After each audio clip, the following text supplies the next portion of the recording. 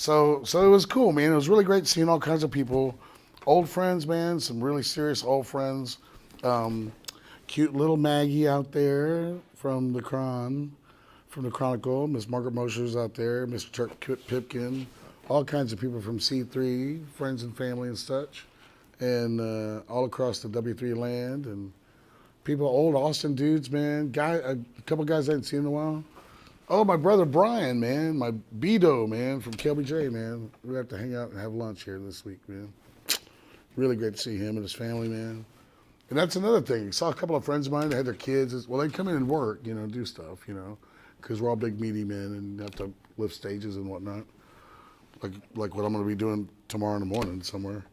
But it's cool when you come through and see them, and then their wives, and their families and kids and stuff. And of course, they get the laminate and they get to ride in a cool golf cart because dad's in charge of stuff. I love that, man. Like going over to their kids and going, "How you doing, man?" "Doing okay, man. Did you have a good time?" "It was great." And then they have like some kind of cool shirt, I'll go, "Cool T-shirt, man. That's really cool." "Thanks, man." It's the little things, man. I really dig that stuff. And then the music, we kept talking about the aspect of the bands that came to the Austin City Limits Festival. Like I got to see, or talk to anyways for a moment, the Preservation Hall Jazz Band and the horn section, they came later, and the chorus, which came later. And Mr. Dumbakuri and then his band. And Kanye West entourage and all kinds of people. And some metal dudes, man. Had some metal dudes that was playing, I forget, some kind of jug band music. He said, but really we're a metal band. That's what we want to be. And then all kinds of other bands in between. Not Arctic Monkeys, who's it? Arcade Fire. Thank you very much. Guys we've seen play Austin at other venues, When you get to see them on the big stage, you get to see them seeing themselves on the big stage in Austin like that. It's just cool, man. It costs, to be there, or you can get a job helping out, or there's volunteer opportunities and stuff for big festivals like that. Because they always need people, to help out handing out stuff, waters and little church fans and all kinds of such.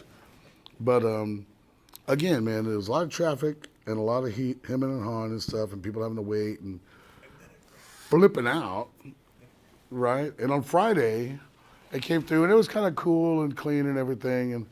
And excuse me. And sorry, I'm still chunking up chunks of Zilker Park over there by the Mopac Bridge. But what did I say? Oh, so the weather was pretty decent, man. It could have been a lot hotter, right? It was all right Friday. Saturday, I was standing there talking with some guys and about where they had to be and how they had to get to where they had to be and whatever. And all of a sudden, something hit me right on the side of the neck. And I was like, what? And I thought it was like a friend of mine or something. And then it hit again, and I was like, oh, wow. I thought somebody was chunking stuff, and I looked up, and it's raining. Yeah. Awesome. It wasn't raining like a whole lot. It was like, yeah. It was like this much rain over like a mile, But it was cool, man. It was just a little dampening of stuff, and so anyways, that was cool. But then the next day, it was a Sunday. That was Saturday, yeah. So Sunday, it rained really pretty good. There for a moment in the morning, I guess. Is that what that was? That was Sunday, wasn't it? Hello? It rained more on Sunday. It was Sunday? Yeah, cool. I don't know, dude. It seems like eons ago to me now, even still. Whew. There's a lot of stuff, a lot of mileage. So anyways, that was great, man. Everybody kind of ducked for cover. I don't know what it was like on the inside, but as for ourselves, we just hung out underneath the Mopac Bridge, man. It was all right. We were like, are you okay? Are you dry? Yeah.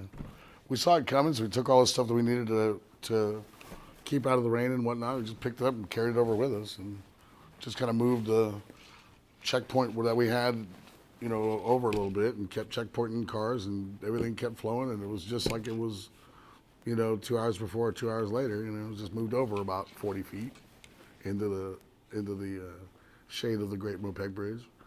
But yeah, it was cool. So I'm rambling, man. So what's next, Bob? Just a second. So, anyways, did you get to go, Burton? No, I didn't go. I was close to it. But You were close to it. yeah. And you? Same. Same, close to it. I know a lot of people do that, man. They just hang out kind of near it and just kind of walk around it, and it's still you're at the vibe, man. Because like one year I got to go to the Rose Bowl. That first year that UT was there, man, was it 2004 or 2003 going into 2004? Yeah. And I went out there with a buddy of mine, Robert, to Vegas, and Las Vegas, and we were staying out there for a moment, and we were wintering out there. Yeah. And then we drove on out to LA to see the Rose Bowl. But even just camping out around it, man, all the tailgate parties and everything and stuff, and then of course the parade and everything, it's freaking amazing. Okay, cool. So, okay, cool. I rearranged them so it would be a lot of bands that we shot first. Yeah, If we totally. got some time left over, then other stuff. Exactly. So, right now we're gonna feature some stuff that we shot.